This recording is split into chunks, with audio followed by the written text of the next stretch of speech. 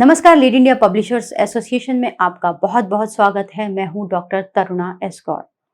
आए दिन बहुत सी चीजें आपने देखी होंगी, लोगों को मारपीट करते देखा होगा, लेकिन जब एक पत्रकार पर प्रहार होता है तो वो एक किसी व्यक्ति पर प्रहार नहीं होता, वो लोकतंत्र पर प्रहार होता है। इस बात को लोग सीधे नहीं समझते हैं, लेकिन एक पत्रकार से उनके परोक्ष हित पूरी तरह से जुड़े होते हैं। ये एमपी का एक वीडियो है जहां पर एक आईएएस अफसर ने एक पत्रकार को सरेआम मारा, जबकि वो कवरेज कर रहा था, कैमरा उसका ऑन था। उसके बावजूद भी वो आईएएस अफसर उस पर हमला कर देता है और मारते मारते उसे दौड़ाता भी है। इतना ही नहीं, उसके साथ में खड़े हुए कुछ सफेद पोश लोग भी, शायद वो जो नेता किस्म के लोग हैं वो भी होते हैं, वो भी पत्रकार के साथ मारपीट करते हैं।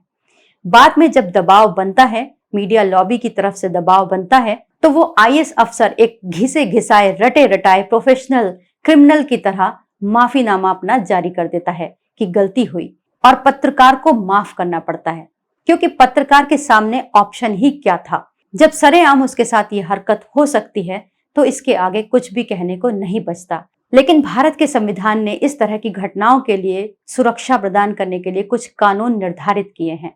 क्योंकि पत्रकार को भी आम जन की तरह ही माना जाता है, तो उसके लिए कोई अलग से कानून नहीं है। तो हम जो आम नागरिक पर कानून लागू होते हैं वही इसमें लागू होंगे। कुछ धाराएं मैं बताऊंगी। अगर पत्रकार के साथ मारपीट हो, धमकी दी जाए, उसकी संपत्ति जलाने की धमकी दी जाए, उसे जान से मारने की धमकी दी जाए, तो वो किन धाराओं के तहत पुलिस में कंप्लेंट रजिस्टर्ड करा सकते हैं। साथ ही बताएंगे कि पीसीआई में भी इसके लिए कैसे आप जाकर शिकायत कर सकते हैं। सबसे पहले आता है भारतीय दंड संहिता यानी आईपीसी की धारा 506। 506 मतलब कि किसी ने आपको धमकी दी, जान से मार देने की, देख लेने की धमकी, तो आईपीसी सेक्शन 506 के अंदर उसकी पुलिस में कंप्लेंट करानी चाहिए। ठीक ऐसे ही बेइज्जती कर देना बहुत आम सी बात हो गई है। पत्रकारों के लिए तो ये आजकल ऐसा फैशन बन गया है कि कोई भी पुलिस अफसर या कोई भी मुंह उठा के सीधे बेइज्जती करता है, यानी मान की हानि करता है।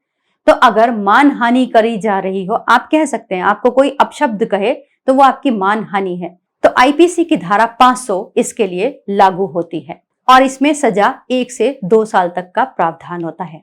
ठीक ऐसे ही अगर आप किसी भी पत्रकार के लिए कुछ गलत शब्दों का इस्तेमाल करते हैं, या किसी व्यक्ति के लिए भी, यहाँ पे पत्रकार मुझे कहना पड़ रहा है, अगर किसी के लिए भी ऐसे शब्दों का प्रयोग करते हैं कि उसकी ख्याति यानी उसकी प्रतिष्ठा पर आंच आती है और उसके खिलाफ कोई उसकी मानहानि होती है, उसके शरीर को चोट लगती है, उसकी संपत्ति को नुकसान पहुंचाने की बात की जाती है या नुकसान पहुंचाया जाता है, तो धारा 503 लगाई जाती है।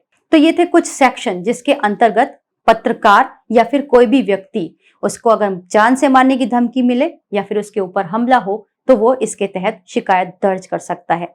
लेकिन उल्टे पत्रकारों पर ही एक एफआईआर बहुत ही फैशन में है आजकल, वो है राजद्रोह।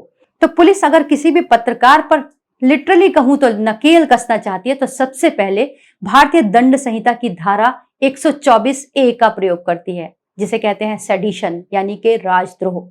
यानी कि राज के विरुद्ध किसी ने मानहानि की और उस केस में उसको अंदर कर दिया जाता है। सबसे ज्यादा ये पत्रकारों और एक्टिविस्ट पर ही लगाई जाती है। तो अगर आप भी पत्रकार हैं और आपके साथ इस तरह से सामूहिक दुर्व्यवहार किसी अफसर या पुलिस के द्वारा होता है, या किसी भी ताकतवर माफिया, भू माफिया के द्वारा होता है, तो आपके पास एक उपाय है कि आप उसकी complaint press council of India, भारतीय प्रेस परिषद में कर सकते हैं। उसके लिए सबसे पहले आप एक एप्लीकेशन लिख सकते हैं और उस एप्लीकेशन को आप प्रेस काउंसिल ऑफ इंडिया के जो अध्यक्ष हैं, जो पूर्व न्यायाधीश होते हैं, उनको भेज सकते हैं। अगर आपने कोई पुलिस एफआईआर दर्ज करवाई है तो उसकी कॉपी भी आप वहां भेज सकते हैं। इससे संबंधित जितने भी सबूत हैं वो जरूर उसके साथ अटैच करके वहां भेजें।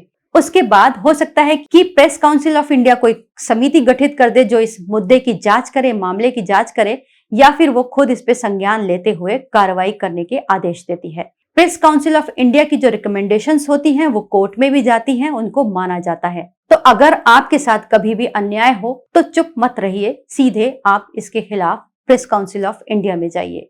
इसके अलावा मैं सभी पत्रकारों से कहूंगी, इस तरह की घटनाओं पर आप खुद भी चुप मत रहिए।